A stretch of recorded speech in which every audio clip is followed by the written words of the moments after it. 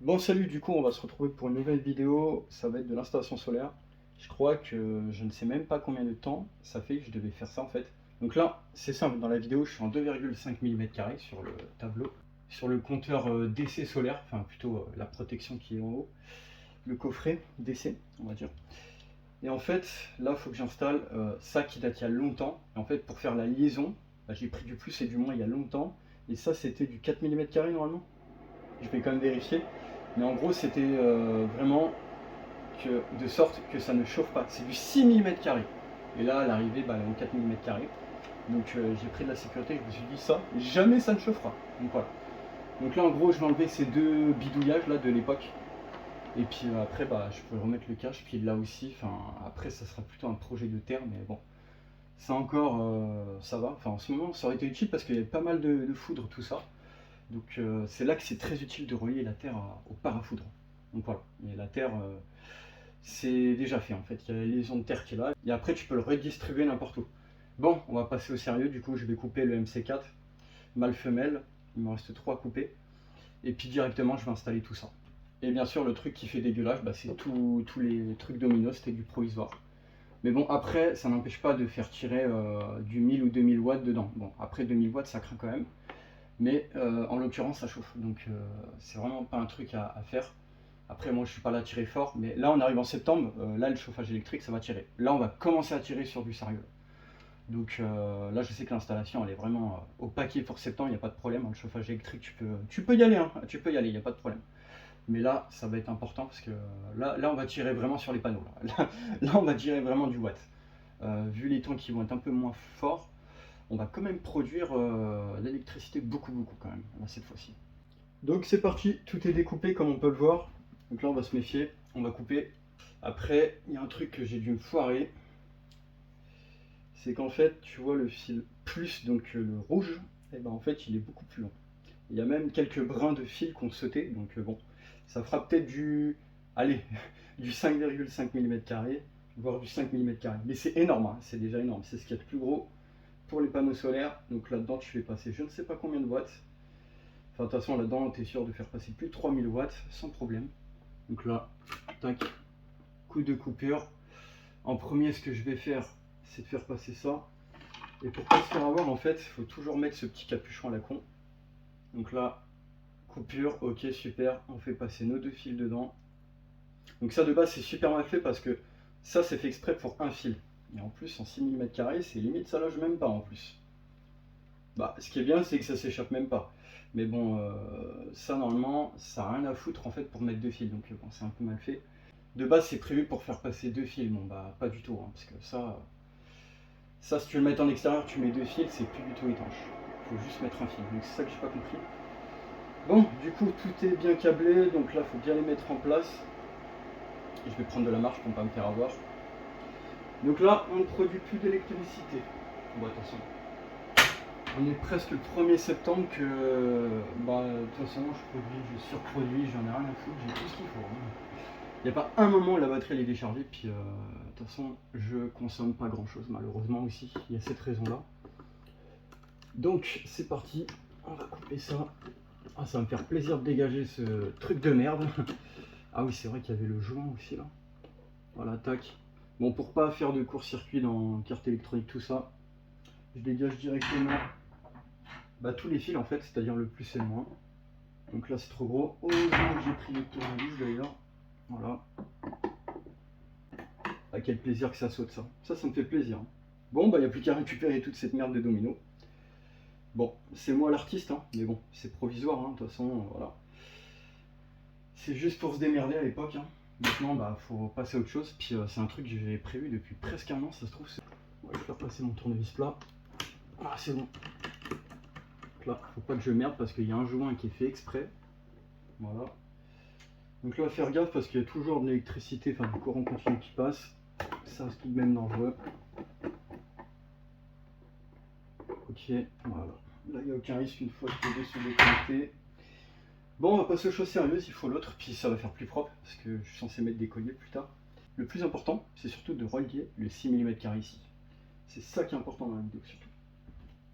Bon, une fois qu'on est là, après, je vais mettre mon fil moins du coup.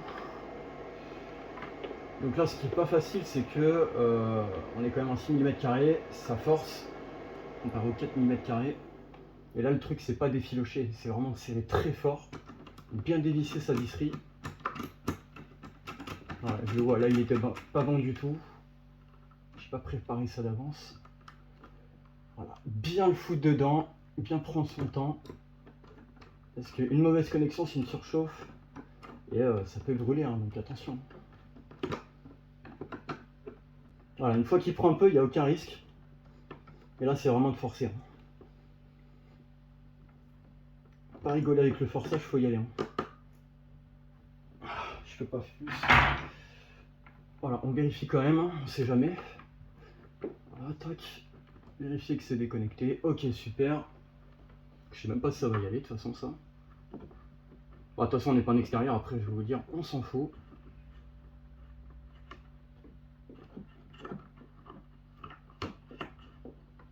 Ouais, bon, ça force juste un peu. Bah, de toute façon, c'est pas grave, je verrai ça plus tard. Puis, le plus important, c'est d'avoir relié le bordel.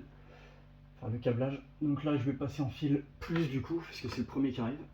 Donc je m'en doutais, de toute façon, il me fait une inversion. C'est-à-dire qu'en fait, là, on est à gauche. Et puis, en fait, le fil de gauche, bah, c'est quoi? C'est le moins. Ça, c'est bien dommage, par contre. Là, ce qui va se passer, c'est que celui-là, je vais le mettre directement. Donc voilà, je vais essayer vraiment de faire un truc propre, mais vu qu'il y a inversion, ça fait moins esthétique en fait, c'est ça le truc. Donc, c'est parti. Ah oui, c'est vrai, putain, c'est chiant parce que je suis obligé de changer de tournevis quand je suis au-dessus. Donc là, voilà. Et après, ça sera mise en tension, on va voir ça juste après.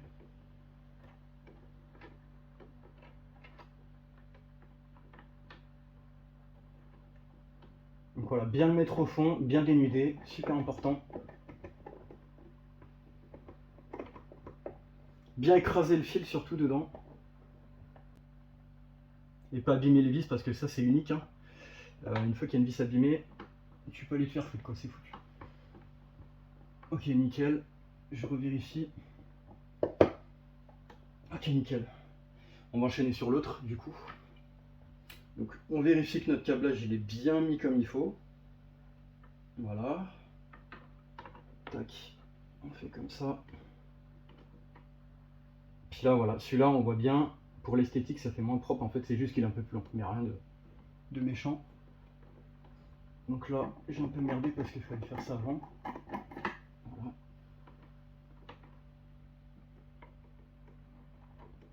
Voilà, ça c'est bon signe, c'est nickel.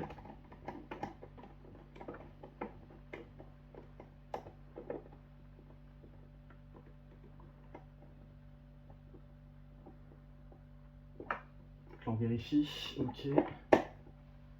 Bien sentir qu'on est vraiment dans une force très forte. Et bien vérifier son câblage, hein, super important. Même de batterie aussi.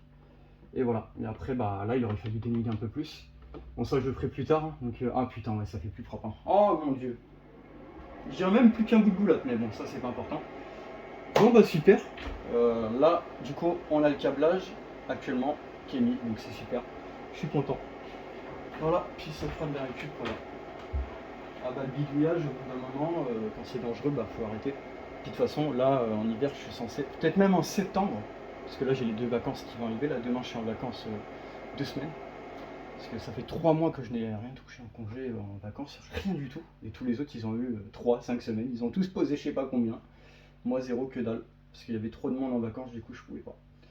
Voilà la récupération, et puis bah là dans peu de temps je vais remettre les 4 derniers panneaux qui serviront pour l'hiver. Et après une fois qu'ils sont posés c'est pour de bon, hein, voilà. Sur long terme, tout le temps, tous les jours. Hein. Et là on va tirer vraiment très facilement, bah, c'est possible de tirer des plus de 2000 watts à l'heure, hein, donc 2 kWh facilement. Si le temps est dégagé, hein, parce que là on a un temps pourri, tu fais 500-600 watts. Je vais pas le montrer mais tu peux faire des 500-600 watts là dans l'après-midi sans problème. Hein. Enfin je dirais même. Ça produit pendant des dizaines d'heures, il n'y a pas de souci. Puis de toute façon, ça produit ce qu'il faut. Il n'y a pas de souci. Bon, voilà, je vais arrêter ici. Puis bah, c'était une bonne vidéo. Voilà, pour vous montrer qu'on a fait un meilleur câblage du coup. Bon, du coup, on se dit à la prochaine.